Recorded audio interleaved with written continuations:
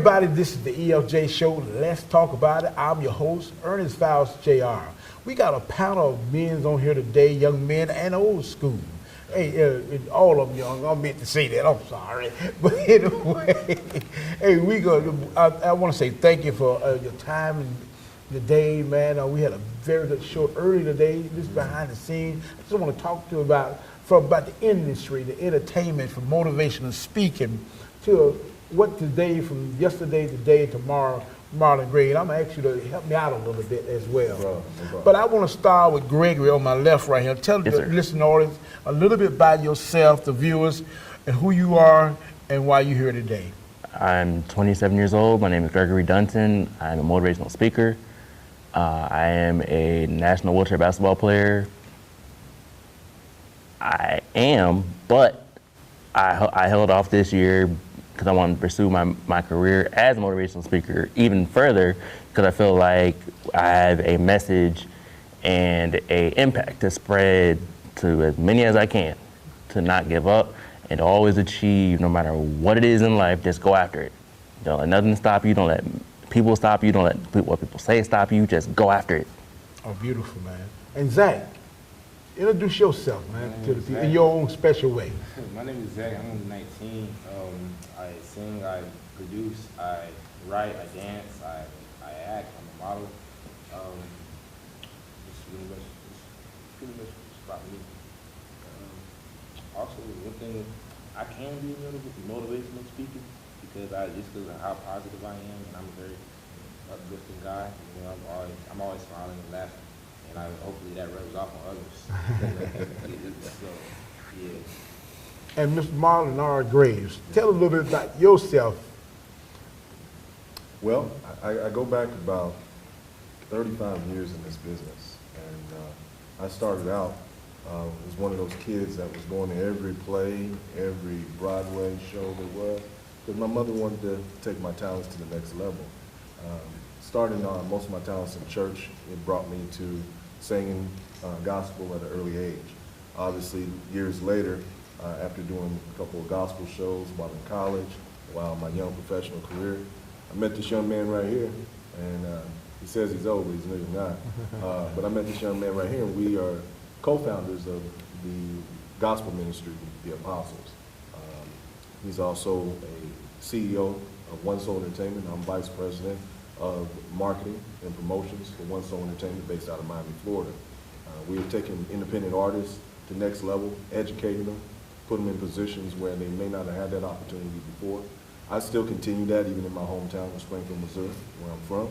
And with all the traveling I do, I still do a lot of mentoring as well as teaching and directing. A lot of volunteer work with local boys clubs and of course youth centers, because that's where I was at. Yeah. You know, at one point in time, you know, I had a lot of talent, and you know, the people that understand talent, they understand a gift, and they'll take you and they'll show you wisdom in all different aspects. So I like to put myself out there in that manner because that's what I do. If I can coach you at any given time, I'll coach you. If I can mentor you, I'll mentor you. But this industry has really given me a great platform, because about 13 of those years altogether, I did spend that in radio. And I worked with some of the best in this industry, Tom Joyner, Steve Harvey, Ricky Smiley, up-and-coming host, and actually in the Atlanta area right now with a national syndicated show, Rick Party, to be exact. But they taught me something. They taught me a lot of what Ernest is doing right now, and he's continuing, and that's to be that person, be that connect to the next level, because you never know when your time is over. You know what, man, you're so right, but you left out one thing too, and I don't know if y'all knew it or not, this guy right here was an NFL football player. What? Tell him the team you played and how many years, and what made you stop playing and do what you're doing right now. Wow. Okay, so yes, I did play. I played football, and I went to Chicago Bears I was undrafted. I had all the speed. Yes, I was a 4.3 corner, and ran a 4.3. I jumped a 44-inch vertical jump. Played at the NAIA level, Baker University, which has got a great tradition under Coach Charlie Richards. it was kind of an unsung situation. Denver Broncos actually came to look at the free safety that played with me, and in return, they found me. And of course, that put me in a position to where I actually got a tryout in Chicago through a combine that I went to, and competing with some of the best that was out there at the time. And of course, at that time, you know, I knew what I could do, but I also knew what my goals were. I got I received my bachelor's degree, and from receiving my bachelor's degree in sociology and psychology, a double major, I went on, and I still was looking at my master's program, but I knew that this was a one-time opportunity. So I did go through camp, mini camp, and got invited to preseason with Chicago. Of course, I got cut, and that's a long story. But at the end of the day, you know, you learn from that. And I was asked to come back as an active player for 2 to 3 weeks in that same season, and then from there, you know, that's when God showed me that I did all I could do with football. So, of course, I'm sorry. What? No, that's all right. But what changed you? What changed you in Florida? Well, what changed me is that I had the opportunity to come to Florida a few years later. I was asked to coach at my alma mater for about 2 seasons and recruit, travel the country. As a matter of fact, when I recruited, I still hold the record for signing 63 athletes in 2 years out of 74 that I was asked to recruit. So that says a lot about, you know, the ability that God gave me. But when I got to Florida, it was a chance to coach young men, a lot like yourselves. Great talent, great opportunity in Miami. High school, Miami Central High School had one of the top programs in the country. And of course, coaching them for the next few years meant everything to me. But there was a change, and that change is how I met this brother here. I was still running, still keeping in shape. Of course, my old agent came to watch me practice, or watch our practices one day, and he says, if you had the chance, would you do it again? And I was only 25. And You so going somewhere, y'all. at the age of 25, and I was probably in the best shape of my life, Going somewhere. these kids motivated me to do it again. And so I got an open tryout with Miami Dolphins. And of course, a month later in that tryout, 2 days after trying out, I suffered chest pains. Chest pains that just wouldn't go away. I went to the doctor. The doctor, they said, hey, you know, it's just overdoing it. So I waited a few days. And of course, the Dolphins said to me, well, we'd like to sign you. And in the process of them signing me, I went out and practiced the next day.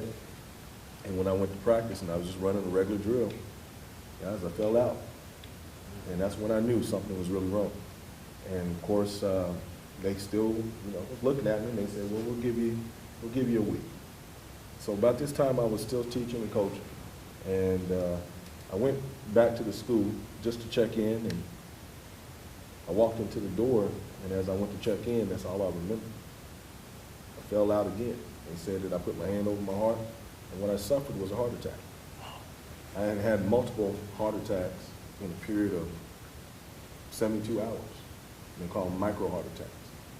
It was from this I found out about a pericarditis, which is a heart disease that builds the fluid cavity across the chest, and as it builds up, it makes you think you're just sore. But in the meantime, it's just little heart attacks going on, one by one. And so from that, I ended up, after being in the hospital for almost 2.5 months, and every cardiologist you can think of in the Miami area was trying to figure out why this athlete that was in such great shape was falling out the way I did. The end of the story was, guys, I was sitting there one night in my bed, and I remember my cousin called me and he says, I want you to read the book of Job. And I had my Bible with me at all times. And in the process of reading the book of Job, it talked about everything that he went through. Now I was comparing myself to Job. And from that, the next day, I flatlined.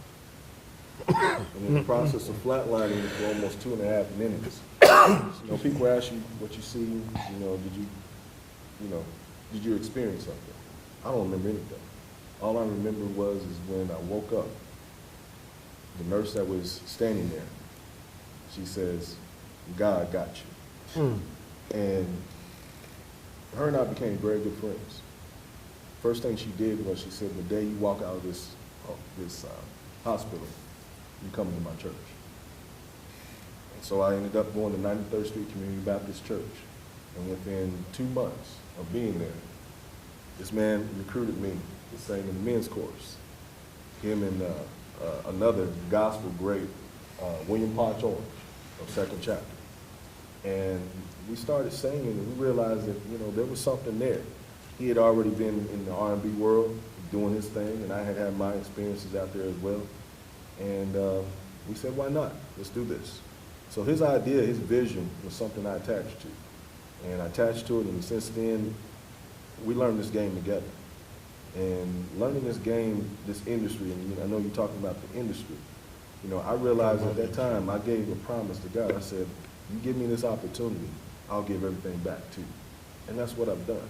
I've been a teacher, I've been a mentor, I've been in a lot of stages, from one person to 10,000 people, speaking at FCA, huddles, you name it, all the way to going to universities and talking to universities on several different levels.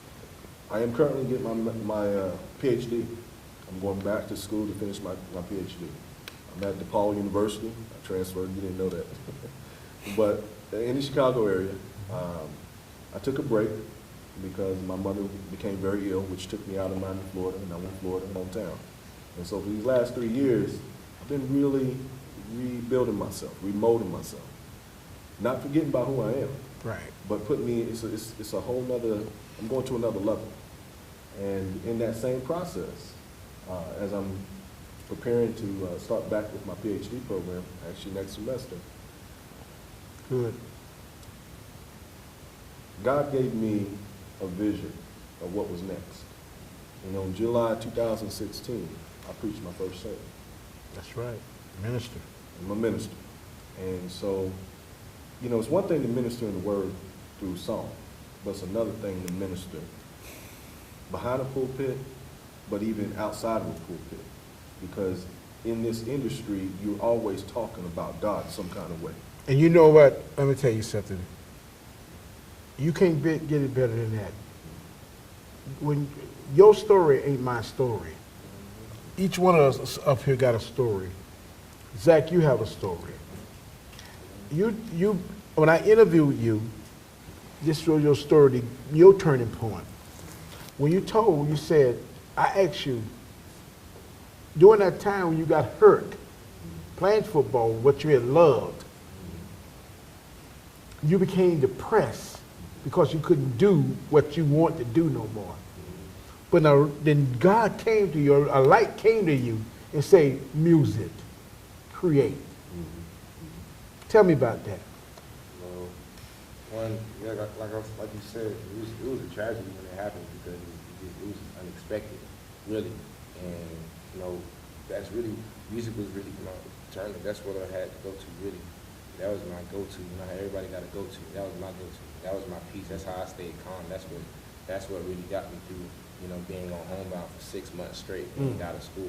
My senior year of all years, and this is like, what in the world? It's like I was perfectly fine in these first 3 years. You get what I'm saying? These things has happened. But I realized, like, you know what? God works in mysterious ways, because if it wasn't for that, I wouldn't be here right now really talking to you, because I wouldn't have had that drive for music.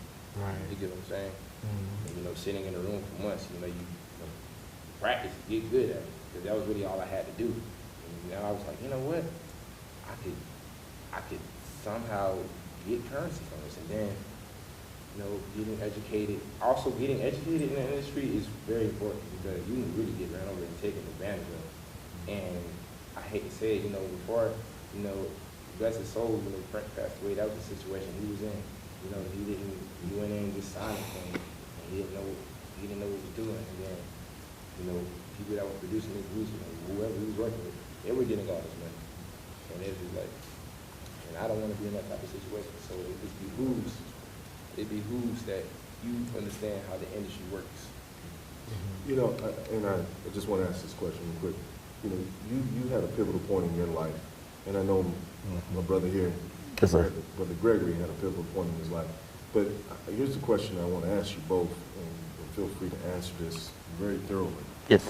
There was a point where you made a decision, and in that process of making that decision, well, as far as what was next, how do you right now keep yourself consistent in this industry with what's really going on? Not what's going on the stage, but behind the scenes. How are you educating yourself? Because there's a lot of people who get in this industry, and they only see the show part of it. They're not willing to go behind the scenes. I know Ernest and I have both been behind the scenes. Right. And we're still behind the scenes. Right. But how are you making that next step? Explain that, Greg. Just be yourself and don't follow. Be a leader and don't follow.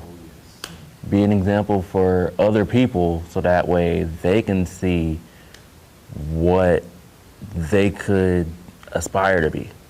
Not what they see on TV, because they show everything on TV, but they don't show what happens behind the scenes of what they see on TV. So with us, it's like, yeah, we go through things and we have problems and everything as such, but the reason why we are who we are today is because of what we've been through. Like me, I've been through so many medical situations for 21 years straight. My last 6 years have been pretty much peaceful to where now I can be myself. Now I can live life and think of what I want to do. Like I said, like with him, he was playing football. I was doing baseball as a kid, playing soccer as a kid, and then a tumor grew on my spine, and yeah, I got frustrated. Yeah, I got upset, but it's just being with that. It's just being grateful for what you have.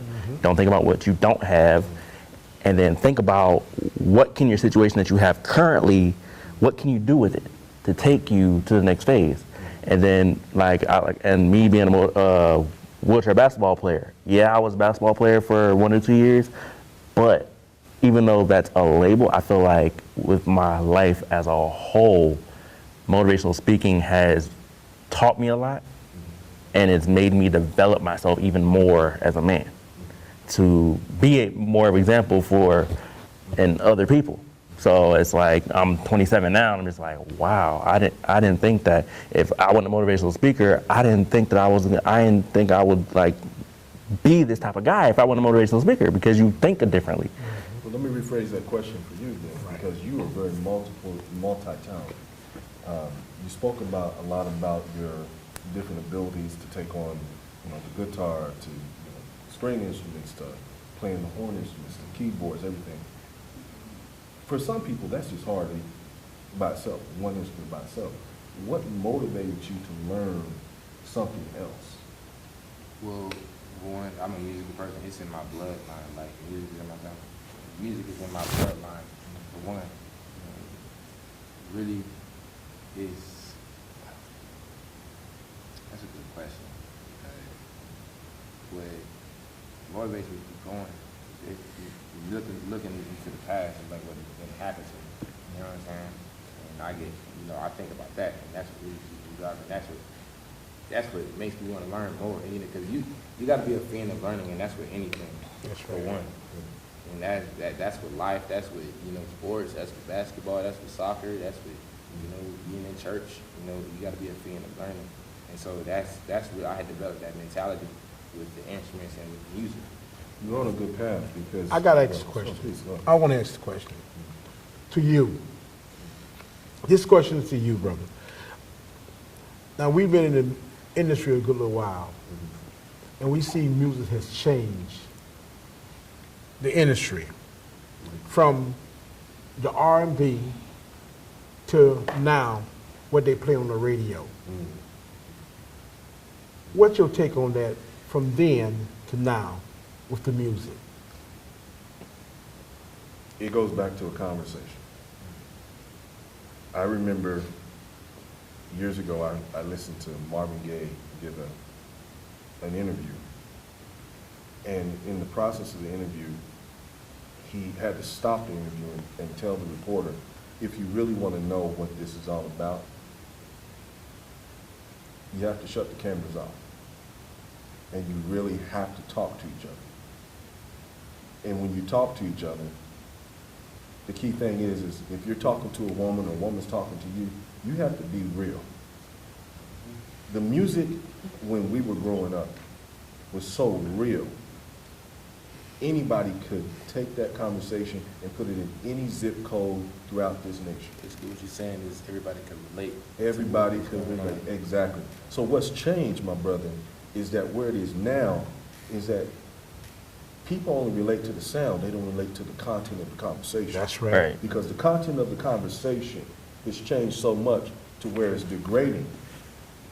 And if you're really listening for the music and the actual words that's actually being said, sometimes you don't even get past the first verse. And that's why I have to commend you. You made a choice. You're not putting, derogatory words in your music. And that's fine. Keep that. But there will be people in this industry that will tell you, if you want to come to this level, or you want to go to this level, you're going to have to change up, and you're going to have to kind of help this market out, or when I say help, you're going to have to butter some people, butter them up. And if you butter this market just so that you can get another dollar, you're not doing And it for the right that's reasons. go back to what will you do? Yeah. And that's something that you're going to have, that's an integrity question. And that is a lifestyle that you're going to have to make. So as you, because there's been various opportunities that my brother here, even in R&B, could have soared even more than where he did. But it was a choice that he made. And I still remember his story. A congresswoman told him, you need to be singing gospel. Yes. Matter of fact, I don't often tell that story, but he know the story. It was a congressman, Kerry Meads. I was singing in the train in Miami Beach, third rail, owned by Louis Oliver, John Seddy, Jim Barry, all these people. And I was up there on the stage performing. I was E.F. Cool, an R&B artist, on that steep starting ladder, getting ready to sing all my songs, my signature song, if it is really love, love will find its way. Get butt naked. Yeah, I said it.